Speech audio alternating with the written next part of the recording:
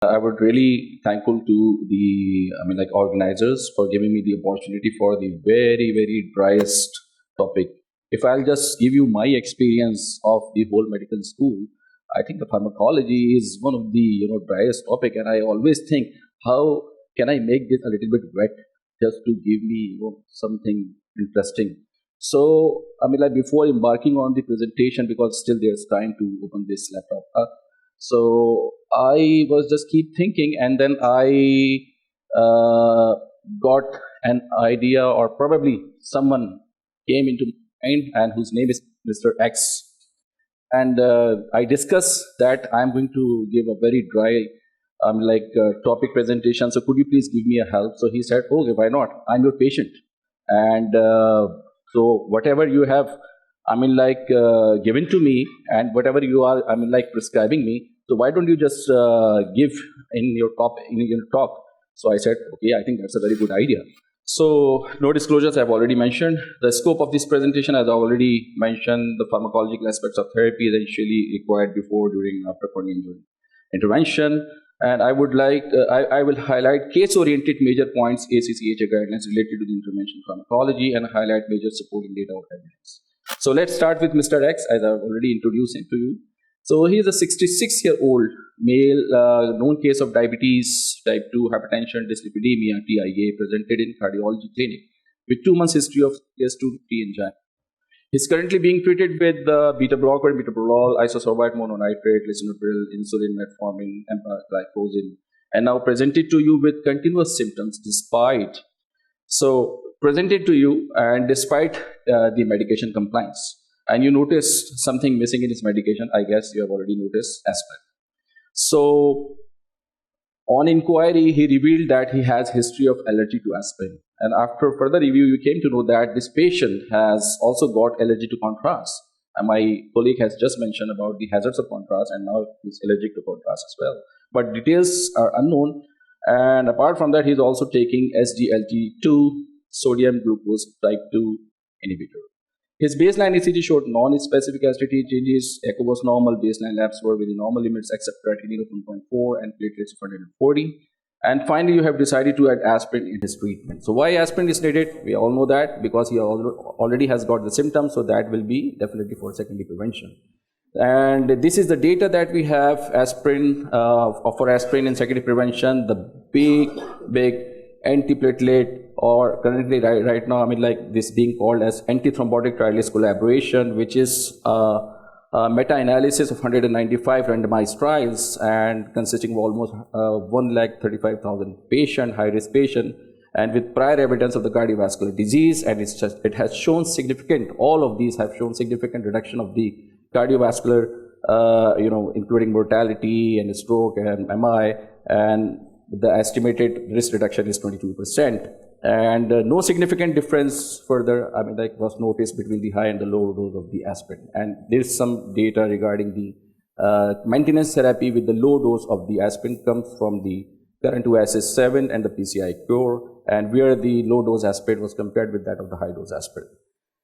So can we use any alternative to aspirin? So yes, clopidogrel, and there's a data that is supporting the Capri trial, which is of 19,000 patients, in which the clopidogrel was compared with that of the aspirin, and it has shown modest and marginally significant incremental benefit over aspirin of clopidogrel in the prevention of major adverse cardiovascular events. And some of the data of the anti-thrombotic trialist collaboration also favors the use of clopidogrel, especially if you are unable to use aspirin. How aspirin should be added? Keeping in view, we have already mentioned that this patient was allergic to the aspirin, so give him small dose of aspirin, 75, and see what happens. True aspirin allergy is very rare, 0.3 to 0.9%, don't believe it. Admit this patient for a day or so, or start desensitization on the safe side. Give alternative to aspirin like clopidogrel or ticlopyridine, do nothing. So I would go for admit this patient for a day and start desensitization. So a little bit about the hypersensitivity first, and the desensitization, how we should do it. So majority of the aspirin allergy symptoms are not very severe, and that include the flu-like symptoms like runny nose, watery eyes, itching. But the most dreadful complication that can happen with the use of aspirin is anaphylaxis. and the rapid swelling of the throat tissue that can lead to the stridor and breathing difficulties. And these are the two main indications for the desensitization, the daily use of aspirin, especially in a situation of cardiovascular disease or the rheumatologic disease. And what happened, what should we, do after desensitization? We should continue aspirin on daily low doses. If somehow we have to stop the aspirin, then at least for 5 days, then we need to repeat the desensitization procedure. And here are few protocols for desensitization. And the famous one out of those are the Wong and Rossini protocol and Silberman, because they are short protocols in which you can desensitize a patient in a matter of hours with a starting dose of 1 milligram and go up to the required dose of 75 to 100 milligram. After successful desensitization, you realize something more can be added, which is missing in his treatment, I guess. Statins, yes. So here there's a supportive data, especially if you are talking about the stable CAD in this case, and the majority of the data comes from 4S Cure, REPIT trial, and the heart protection study, and it has shown significant mortality benefit as a result of the lowering of the LDL cholesterol. So back to our patient X, after successful addition of the aspirin and statin in his current regime, we have all know the metoprolol, isosorbide, lisinopril, insulin, metformin, and all that. Not much difference has happened in his symptoms after 3 months. So I guess you already, have some idea where I am taking you guys to. So finally, you decided to perform coronary angiography and plan to admit on a day-care basis. So your junior assistant physician, supposedly the fellow, though our fellows are more sharper than us. Anyway, so your junior assistant physician has now several questions before executing to the coronary angiogram. What are those? These are the questions. What should we do for his contrast allergy? Because he has a history of allergy. Details though were unknown, but he has. And what should we do about his insulin, metformin, and SGLT2 inhibitors and lisinopril? He is already, getting and, is on continuous treatment of these medications. Keeping in view his creatinine of 1.4, what should we do about his renal function? Do we need to put him on some IV fluids? Should we preload this patient because he was not on the P2 white valve inhibitors? The famous are the clopidogrel, ticagrelor, and prasugrel. So before proceeding with the cath. And the fifth one, should we sedate this patient before the procedure? So these are all questions that should come in our mind before proceeding to the coronary cath or coronary angiogram for any patient in which we are planning to. So taking with the first question, what should we do for the contrast allergy? So we start the patient on pre-medication protocol in the night before the procedure. So that is the best thing. And acute reactions from non-ionic contrast, which we are currently using almost in all procedures, is only 0.15 to 0.7% in contrast to the previously used version of the contrast, which was ionic one. And 98% are mild and self-limited, and the fatality is very, very rare, only 2 to 9 per million. And majority of the reactions are physiologic. However, some allergic reactions can be catastrophic, and they might include the anaphylactoid reaction and the stridor, like breathing difficulty, in which you have to have the prompt administration of the IV epinephrine. IV contrast allergy prophylaxis, if we are planning a non-urgent procedure, so we can just give the oral prophylaxis with the help of the oral prednisone with a dose of 50 milligrams should be given at 37 and 1 hour prior to the contrast administration, along with the anti-allergic diphenhydramine in a dose of 50 milligrams that can be given oral, IM or IV 1 hour prior to the procedure. And if we are planning for the emergency procedures, then the oral dose will be replaced by the IV hydrocortisone of 200 milligrams or so. Now coming to the next question, what should we do for his insulin, metformin, SGLT2 inhibitor and lisinopril? So stop metformin 48 hours before the procedure and continue lisinopril and give half dose of long-acting insulin night before the procedure. That should be the choice. General recommendation is to hold metformin on the day of the procedure and up to 48 hours. Why? Because metformin increases the risk of lactic acidosis, and that can increase anion gap, decrease pH, increase lactate, and ultimately lead all to the increased mortality. But if this happens mainly in those patients who already have got the risk factors for development of the contrast-induced nephropathy or the contrast-associated kidney injury. All right, so here we have some data. It's not very strong and robust, but those who have no or mild renal impairment only, so there are no as such deleterious effect of the contrast. However, Those who have got the eGFR, effective GFR of less than 30, the metformin is already contraindicated in those. So majority of the patients are already not getting this medication. And especially if the eGFR is in the intermediate range, like 30 to 45, so better to avoid this medication. And what should we do for the SGLT2 inhibitors? So based on the risk of the euglycemic diabetic ketoacidosis with SGLT2 inhibitors, they should be withheld 24 to 48 hours before cardiac catheterization procedure. Recommendation for ACE inhibitors and ARBs. They may be continued up the day of the procedure, hold on the morning, and resume immediately post-procedure or after assessment of the renal function in case of increased risk. And the reason being that it decreases the GFR, resulting in an increase in serum creatinine and a predisposition towards the contrast-induced nephropathy with the exposure of the contrast. And the supporting data comes from the Volek et al., in which when the eGFR or the estimated GFR of more than 60 or equal to 60, so there was no problem in giving the ACE inhibitors and ARBs, and it has shown clearly in 2013.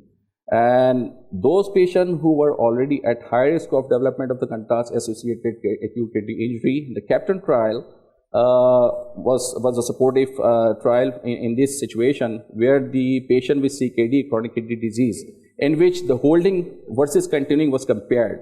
And what they noticed, there was a significant reduction in the post-procedural rise of the creatinine with a non-significant reduction in the contrast-induced AKI, and a strong trend toward improved clinical outcomes. So it favors that if the patient has already got the impaired renal function, increased risk of contrast-induced nephropathy in terms of the risk factors, so better to withhold the ACE inhibitors. So keeping in view his creatinine of 1.4, what should we do about his renal function? So we got partial idea from the previous slides, a previous talk, and now furthermore give the patient IV fluids before, and better to continue according to the left ventricular and diastolic pressure after the procedure.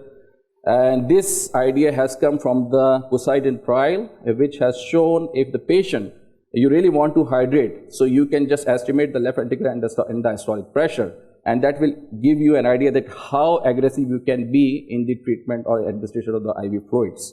And generally speaking, as per ACCHA guidelines, the use of bicarbonate, N-acetylcysteine, mannitol, diuretic, hemofiltration, or hemodialysis as a prophylaxis for the prevention of contrast-induced nephropathy is abundant, right?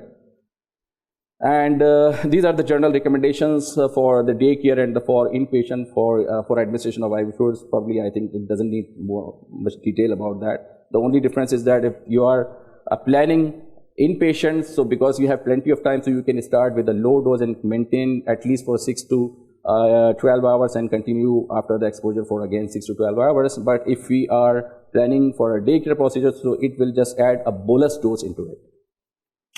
Now, the general points for IV fluids and contrast. So, the intra-arterial contrast exposure has got definitely higher risk compared to the intravenous.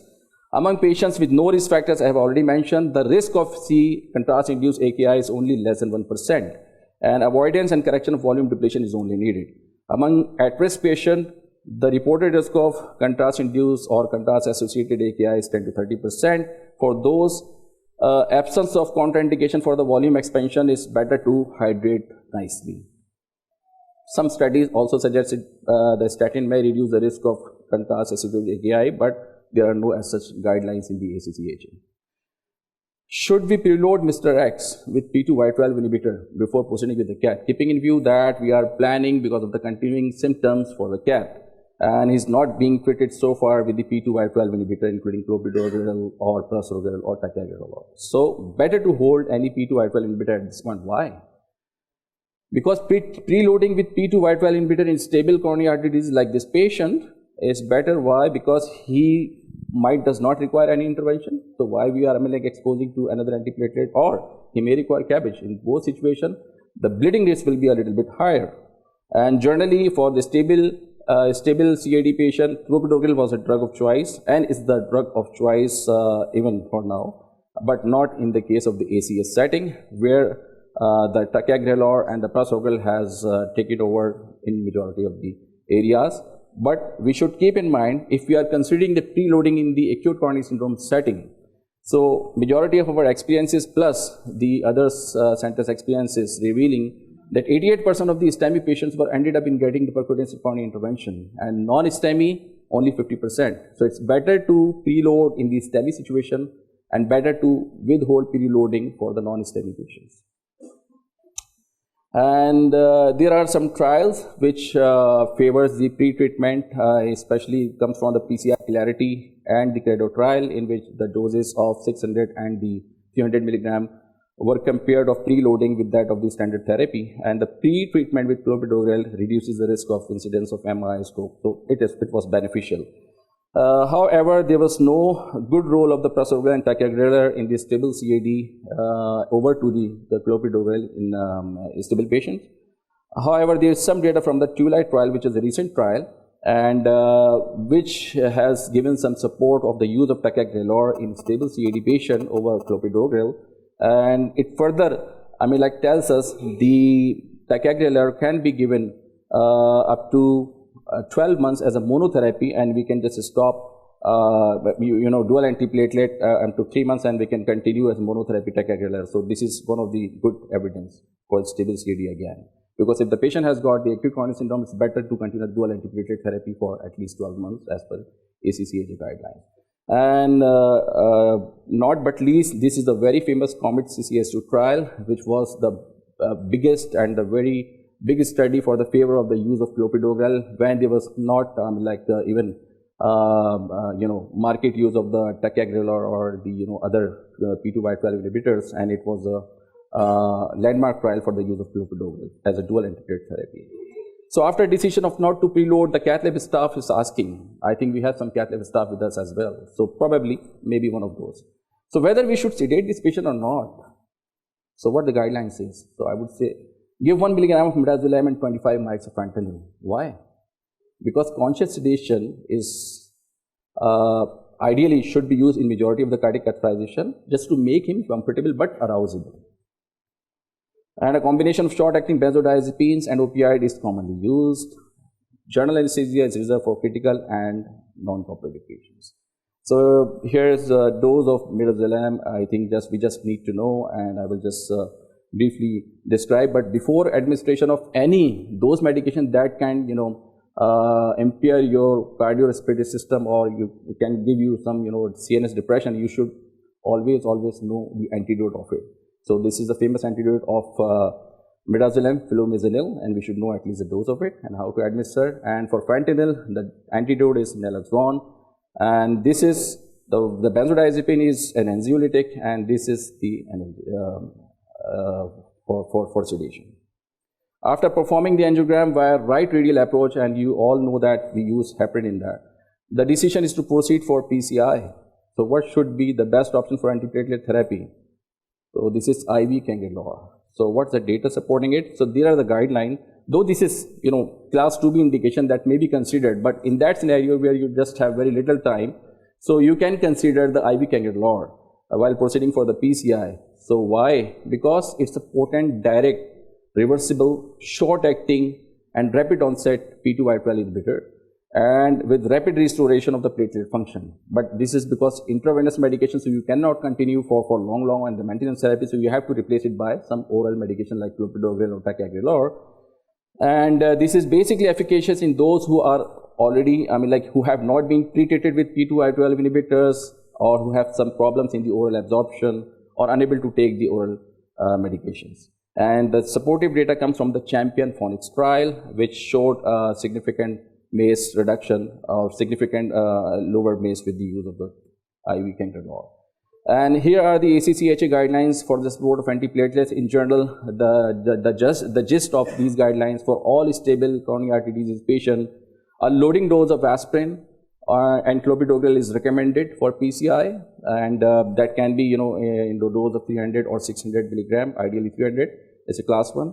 And for all ACS setting, a loading dose of ticagrelor or prasugrel is preferred over clopidogrel. So that is the gist of all these big guideline chart. And prasugrel should be avoided in TIA or stroke, because it has shown in the famous trial, which is Triton TIMI38 trial, that it has increased the risk of ICH, intracranial hemorrhage, in those patients who has got the history of stroke or TIA before. So these are the famous trials. The plateau trial for the ticagrelor use over the clopidogrel, and here we can see there is significant MACE reduction, 9.8% in compared to that of 11.7% with the clopidogrel in plateau trial supporting the ticagrelor, and the significant MACE reduction 10% versus 12% with clopidogrel in tritone TIMI38 in the favor of the prasugrel.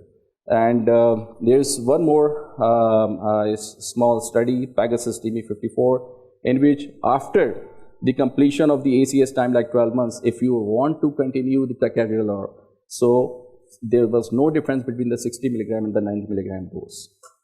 You are now proceeding for PCI. What should be the best option for anticoagulation therapy? Check ACT, give IV heparin, because he is already, on heparin because he was given heparin, so 2,000 to 5,000 units to keep ACT, 250 to 300 seconds. Why? Because he was not getting any glycoprotein 2B3 inhibitor, and it was not in the ACS setting.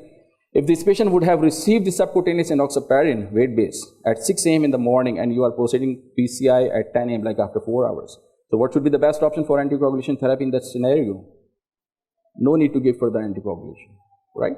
And these are the journal recommendations. So IV heparin should be given to reduce ischemic events during PCI, as we all know that. Enoxaparin, IV enoxaparin may be used with subcutaneous enoxaparin has been given upstream to reduce ischemic events. And in those cases where you have already noticed that the patient has got a history of HIT, heparin-induced thrombocytopenia, or the patient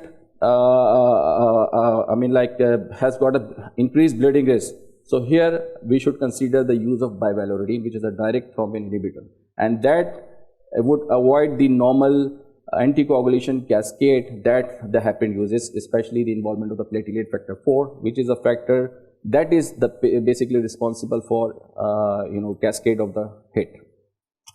And fondaparinux by all means no longer recommended as the only anticoagulant if somebody is already receiving it, so we have to give IV heparin to do the PCI.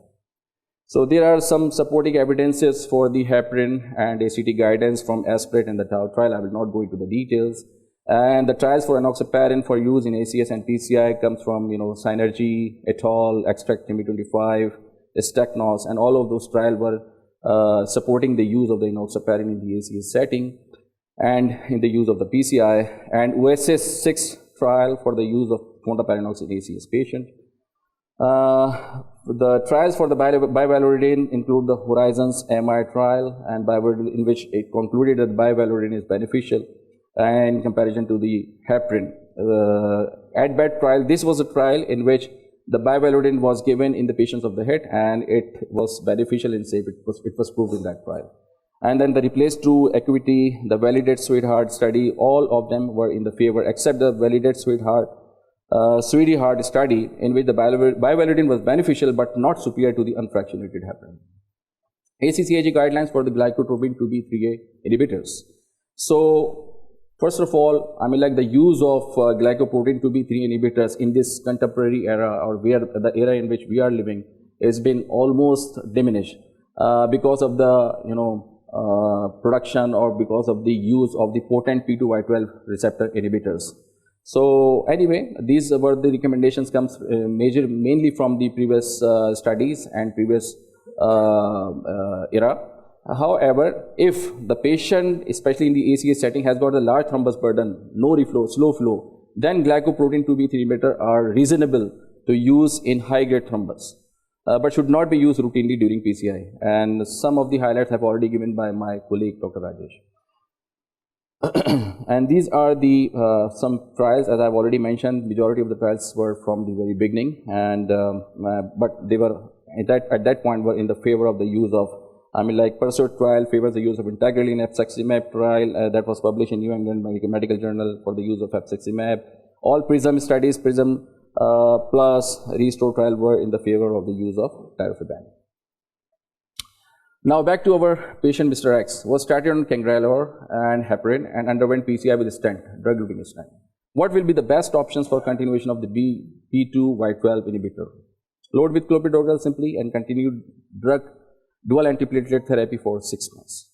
So these are the guidelines. I will just put a very little light on it because it has been covered in the previous sessions.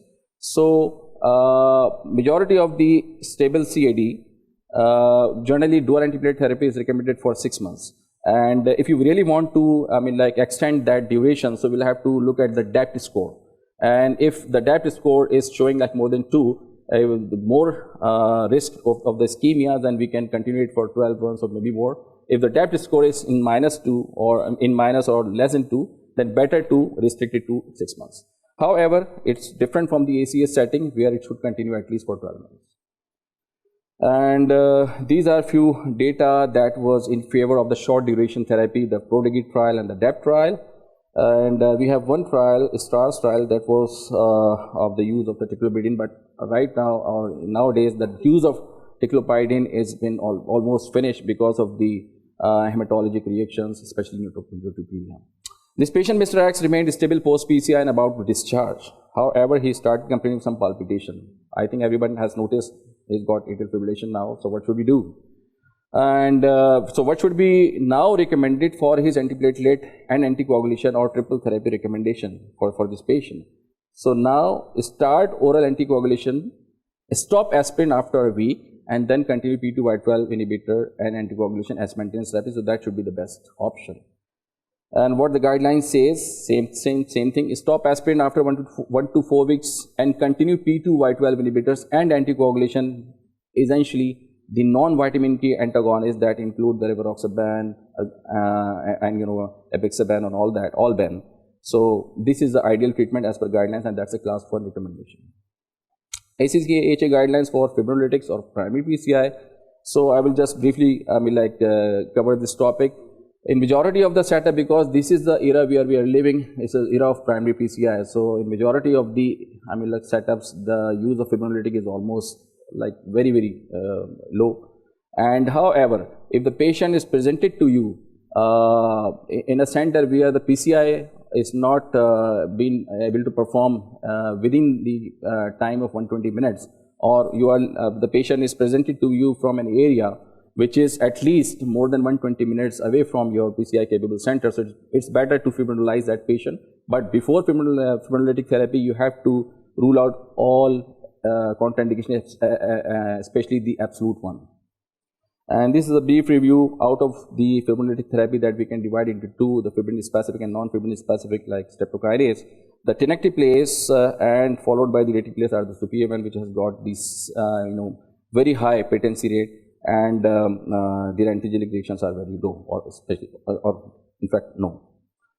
And these were the very old trials for the fibrinolytic therapy, and here I mentioned, was worth mentioned to to name this person, the Dr. William Smith, who was a guy who actually discovered the streptokinase in 1933 when he was working in a lab, and he just saw something which is preventing the blood to not to coagulate. So he just discovered that this is streptokinase.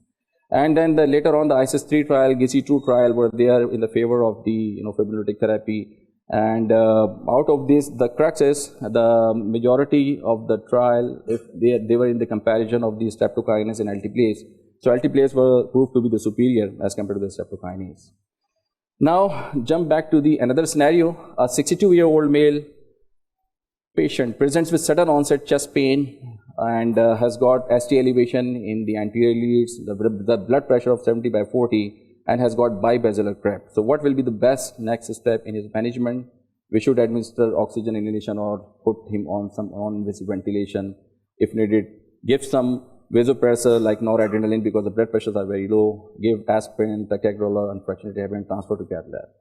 So here there's just a bit light on the choice of inotropes. Whenever we are running very short of the blood pressure, the choice would be all those medication who has got the increase or high vasoconstrictor ability, so that can elevate your blood pressure very quickly, and those includes norepinephrine and epinephrine, and among the two is norepinephrine a bit superior. Where the blood pressure is not the major issue, but the patient is still in shock and you want the more inotropic effect as compared to the vasoconstricting effect, so here the choice is dobutamine or milrinone. So after non-invasive ventilation, his saturation improved, non-adrenaline was about to start, he started to become a bit drowsy. That means initially he was hypotensive, but he was not hypoperfusing. Now he started having hypoperfusion.